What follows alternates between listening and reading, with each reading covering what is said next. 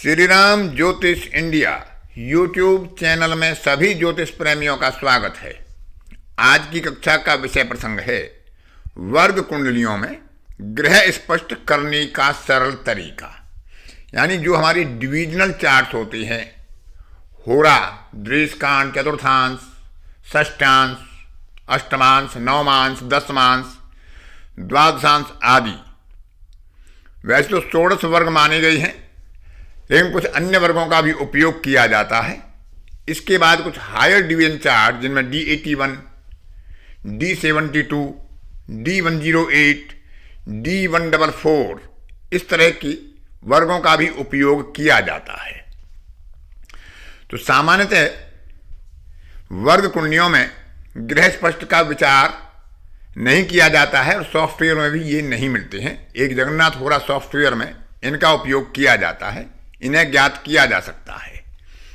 लेकिन हम सरल तरीके से सामान्य गणना के आधार पर कैसे जान सकते हैं कि किसी वर्ग में वह ग्रह अपनी किस स्थिति पर बैठा है।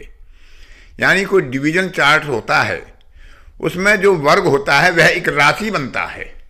उस राशि में उसकी 30 डिग्री के आधार पर विचार करें तो स्थिति कहाँ निर्माण होती है, वह किस दृष्कांड, किस नवांश संबंधित क्षेत्र में जा सकता है, वह मित्र क्षेत्र नवांश है, शत्रु क्षेत्रीय है, उच्च है, नीच है, इस प्रकार का विचार किया जा सकता है।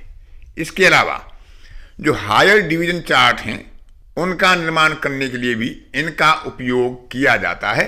जैसे नवनवांश, अष्टनवांश, नवद्वादशांश, द्वादश द्वादशांश आदि अनेकों हायर डिवीजन चार्ट हैं जो सूक्ष्म फल को प्रकट करते हैं, जिनका फलादेश सूक्ष्म रूप से किया जा सकता है।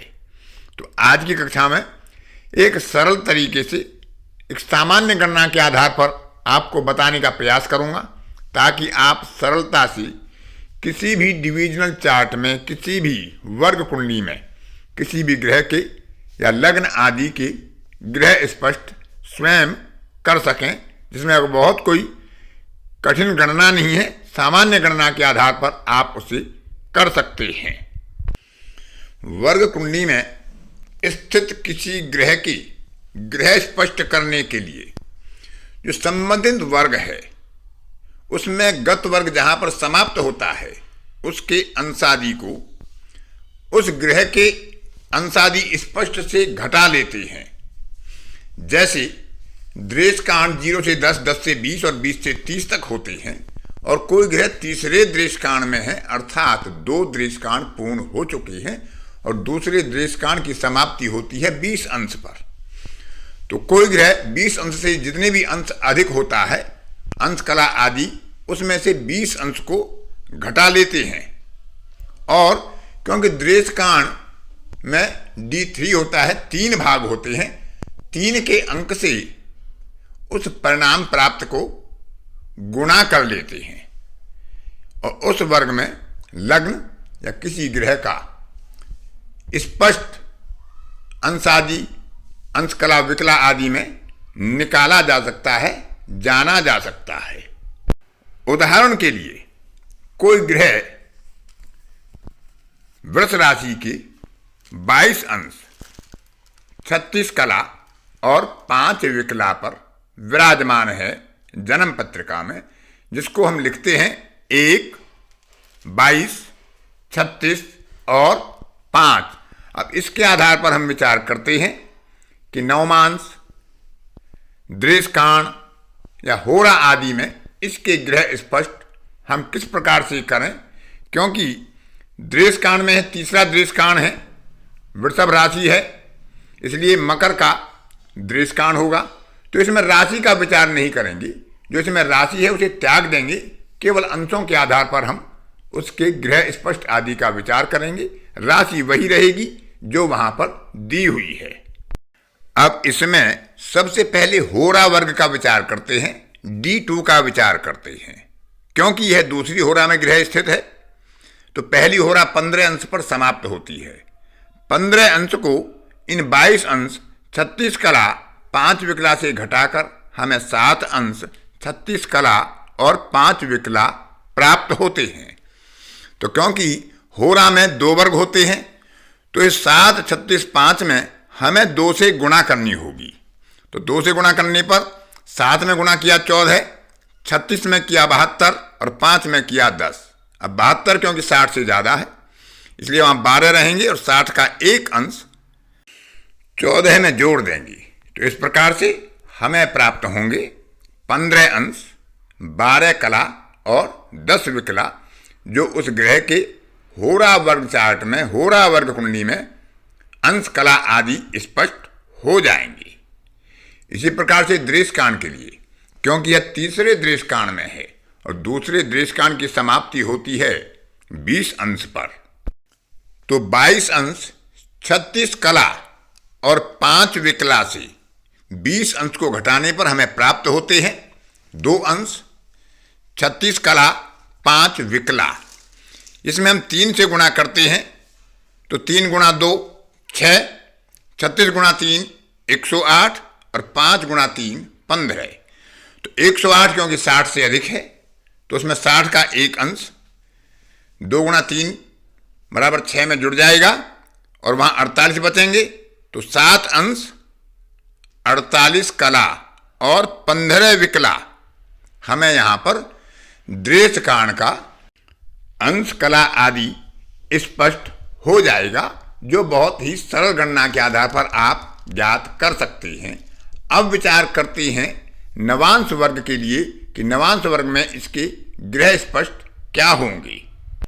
तो नवांश वर्ग में हम देखते हैं कि यह 7वां नवांश है और 6वां नवांश 20 अंश पर समाप्त होता है। तो 20 अंश को घटाने पर हमें वही प्राप्त होता है 2 अंश 36 कला 5 विकला। अब क्योंकि यह D9 चार्ट होता है, नवांश चार्ट होता है, 9 वर्ग होते हैं तो 9 से गुणा करेंगे तो 9 दूना 18, 36 में किया तो 324 और 5 में किया तो 45। अब 300 में क्योंकि 5 अंश बन जाते हैं 60-60 के, तो 5 अंश को हम 18 में जोड़ देंगे और वहाँ 24 बचेंगे। इस प्रकार से 23 अंश 24 कला और 45 विकला नवांश की वर्ग कुंडली में संबंधित ग्रह की अंश, कला आदि स्पष्ट हो जाएंगे। तृतीयांश वर्ग में थोड़ा सा अंतर होता है क्योंकि वहाँ समान वर्ग नहीं होते, तो उसके लिए सामान्य सूत्र है कि जो संबंधित वर्ग है वह 5 का है, 7 अंश का है या 8 अंश का है, उससे भाग देना होगा और 30 से गुणा करनी होगी। तो यहां पर हम देखते हैं कि यह सम राशि का चौथा तृतीयांश है जो 5 अंश का होता है। तो यहां पर 20 अंश पर वह समाप्त होता है। तो 20 से आगे 2 अंश 36 कला 5 विकला बचते हैं, उनमें 30 की गुणा करेंगे तो 60 अंश 1080 कला और 150 विकला मिलेंगे। इनमें 5 का भाग दिया तो 12 है, 216 और 30 प्राप्त होंगे और इनको सामंजस्य करके हम बिठा लेंगे तो 15 अंश 36 कला और 30 विकला हमें यहाँ पर प्राप्त हो जाएंगे, जो संबंधित ग्रह की तृतीयांश की अंश, कला, विकला आदि स्पष्ट प्राप्त हो जाते हैं। इनको निकालने के लिए एक अन्य विधि भी है, वह भी एक सरल विधि है, आप उसका उपयोग कर सकते हैं। जो आपको सरल लगे उसका आप उपयोग कर सकते हैं। जन्म पत्रिका में जो भी प्राप्त अंश, कला, विकला राशि का विचार यहां त्याग देते हैं, केवल अंश, कला और विकला को ले लेते हैं। जितने वर्ग कुंडली होती हैं, D9 है तो 9, दृश्यकांड है तो 3, दशमांश है तो 10, तो D4 से संबंधित जो संख्या होती है उससे गुणा कर लेते हैं और उसमें 30 का सीधा सीधा भाग दे देते हैं। जैसे यहां पर हम राशि को छोड़ दें तो 22 अंश 36 कला और 5 विकला हैं ग्रह की, उसका हमें नवांश का ग्रह स्पष्ट करना है। तो नवांश में क्योंकि 9 वर्ग होते हैं एक राशि के, तो 22.36.05 में 9 की गुणा करेंगे। तो यहां पर 22 में 9 की गुणा किया 198, 36 में किया 324 और 5 में किया 45। तो इसको सामंजस्य करते हैं हम 60 से, तो 203, 24, 45। अब 230 में क्योंकि राशियां बन जाती हैं तो इसमें 30 का भाग देंगे तो 6 बार जाएगा, 180 निकल जाएंगे। आगे जो बचेंगे 23 अंश, 24 कला और 45 विकला हमें प्राप्त हो जाएंगे, जो नवांश वर्ग के ग्रह स्पष्ट कहलाएंगे। तो इस तरह से जो भी विधि आपको आसान लगती है उस विधि के आधार पर आप बड़ी सरलता से किसी भी वर्ग चार्ट के लिए ग्रह स्पष्ट स्वयं निर्धारित कर सकते हैं। आज की कक्षा में इतना ही। अन्य किसी कक्षा में फिर किसी नए विषय के साथ आपसे मुलाकात होगी। तब तक के लिए अपनी वाणी को विराम देता हूं। धन्यवाद।